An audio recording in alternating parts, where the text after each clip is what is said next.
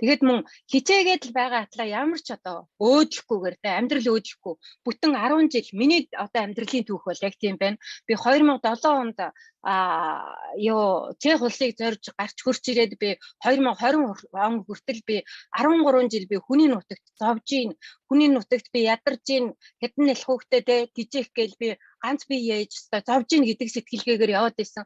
Үнэхээр би 13 жил зовсон байсан.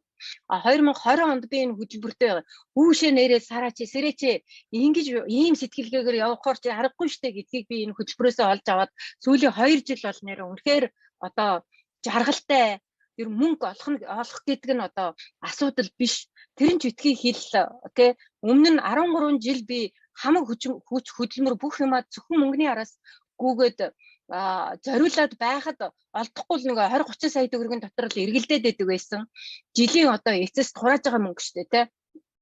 Хэдийгээр нөгөө нэг гадаадад байгаа гэхээр зэрэг бүр амар их мөнгө олж байгаа юм шиг боловч яг бүр эцсийн дүндээ бүр Монголд байгаа хүнээс заримдаа бараг доор тэр нөгөө 20-30хан хамгийн макстал 30 сая төгрөг ингээд юу яадаг тий хурааж цуглуулдаг байсан. Нөгөөх маань болохоор зэрэг яах вэ? Нэг Монголд нэг хүн өвдлөө, аав нас орлаа, ээж нас орлаа.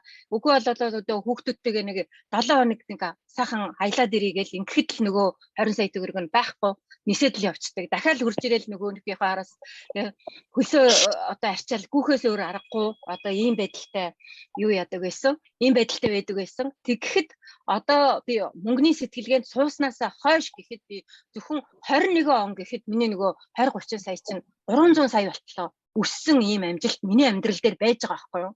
Тэгэхээр зэрэг энэ хөтөлбөрийг би энэ хөтөлбөрийнхөө би ер нь одоо 100% толгойд шингээж авсан гэж өөрийгөө хэлэхгүй байгаа байхгүй юу. Яг тэгэхээр зэрэг эхний дасгалаа ажиллангуудаа л би за би энд зориулсан 2 сая 500 мянган төгрөгөө олоод авцсан. Үлдснийг сурахгүй байсан ч гэсэн бонус юм байна гэдэг тийм сэтгэлгээгээр би анхны жил хөтөлбөртөө хандаад сурсан. Тэр чинь зэрэг би ганцхан дасгалыг амар хүчтэй ажиллаад үлдснийг нь бол урсгалаараа өнгөрөөсөн гэж бодохоор би 10 хүрэхгүй хувийг нь авсан байгаа байхгүй юу. Тэгэхээр 10 хүрэхгүй хувийг нь авахд надад 10 дахин их одоо боломж болцоо орж ирж байгаа юм чинь та нар өөрсдийнхөө хувийг зориулаад авахд эндээстэй тэгээ манайхан ярьдаг шанганыхаа хэмжээгээр утгаад аваарай гэд. Тэгэхээр зэрэг ороод суралцаад шанга халбаг тогоо түмпүү юу байдгийг те тэр хэмжээгээр хутгаад авахд бол тэр чинээгээр үр өгөөж өгдөг гэдгийг би одоо юу яаж байна. Тэгээ 10% сурахад надад 10 дахин амжилт гарч ирж байгаа юм чинь өшөө сураад суралцаад ингээд явхад бол өөр одоо амжилтууд гарч ирнэ. Та нарт те 10 дахин байх албагүй ч гэсэн нэг дахин байсан ч гэсэн одоо амжилтчүүдээ те амьдралдаа үр хөвгтдээ энэ зөвхөн мөнгөний тухай бол бас яригдахгүй байгаа. Энэ бол ерөөсөө амьдралын их сургууль. Энэ хөтөлбөрт ороод ирснээр зөвхөн мөнгөтэй болно гэж бас бодох биш. Энэ мөнгө хөтөлбөрт ороод ирснээр найз нөхдөдтэй болно. Үр хөвгтөд тэгээ нэг тийм юу яасан биш. Одоо нэг хаалттай биш.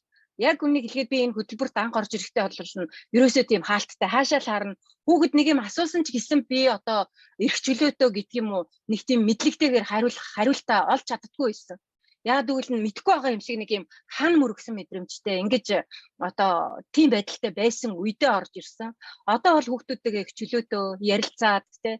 Тэгэхээр ингээд ярилцж байгаа ингэж сурж байгаа маань л одоо миний энэ хүүхдүүдтэй өвлүүлж өгч байгаа одоо ээж маань те 50 наснда одоо юмыг сураад те ямар гачигдaltaй ямар амьдралтай байж байгаад ингэж өөрчлөгдөж болдгийн байж тээ гэдгийг одоо үндсэндээ харуулж чадж байгаа жишээ гэж бодож байгаа. Одоо хүүхдүүд маань анх намайг гэртээ ажил тараал ороод ирэхэд миний өөдөөс зүгээр хаалганууд нь тап гээл хаагддаг.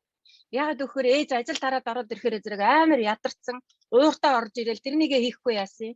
Энийгээ цэвэрлэхгүй яасан. Энийгээ угаахгүй яасан. Өдөржингөө ажил хийгээд мөнгөний ойноос та нарыг дижээх гэж явж ирж байхад чинь гээл аашлал ингэдэг байсан. Нөгөөхөөс бүр хүүхдүүд маань залхацсан намайг ороод ирэхэд чинь тап гээл хаалгаа хаагаад одоо өглөөс өмнө бушуухан хаалгаа хаагаад авъя гэж байгаа юм шиг. Би тэгэл өөрөө гомдоол те. Ямар сони юм бэ энэ хүүхдүүд чинь томрох тусмаа өөрсдийнх нь төлөө яваад байхаг ойлгодоггүй ингээд намайг чинь ганцаардуулаа хаалгаа хаагаа ийчих юм гээл би бодоол гомдоол те яах ёстой юм бэ гэж өстө нэрээ нөгөө үгээ хэлж цуухаа маажин гэдэг шиг л болцсон байсан. Одоо бол үнэхээр өөр. Одоо ингээл энд яриад 3 цаг 4 цаг суухад чинь ээжээ цаа авах уу гэж дөхүүлж ирээл ээжээ энийг идэхүү гэж хатаасан жимс хүртэл авчирж өгөөл хоол авчирж өгөөл энэ харилцаа гэдэг гэр бүлийн доторх уур амьсгал гэдэг бол ерөөсөө л үггүйгээр баг би энийгээ ингээд нэг хайрын дондаа бөмбөрүүлээд идэг ийм болчдөг. Тэгэхээр зэрэг энэ бах их одоо миний энэ ярьж байгаа юмнуудад дотроос та нарын амьдралд байдаг болвол байхгүй байсан ч гэсэн тэр нь үүсгүй гэсэн бас магадлал байхгүй. Зарим нь бас нэг гэр бүл болоогүй тэ хүүхэд мөхтэй болоогүй учраас надаа хамаагүй юм байна ч юм уу, нөхөргүй учраас надаа хамаагүй юм байна ч юм уу. Тэгж битгий чихнийхээ араар одоо өнгөрөөгөөрөө та нар тэ одоо 1 сарын дараа ч юм уу, 1 хоногийн дараа ч юм уу, 1 жилийн дараа ч юм уу тэр амьдралтаа залгаад энэ бүхэнтэй тулаад ирэхэд өөрийгөө бэлтчихсэн одоо бэлэн тэр сэтгэлгээтэй амьдралын одоо их сургуулийг төгссөн ухаантайгаа уулзахад одоо зовлон бэрхшээлийг гэдэг юм уу янз бүрийн одоо асуудлыг даван туулах бэлтгэлээ хангаж байна гэсэн үг байхгүй юу.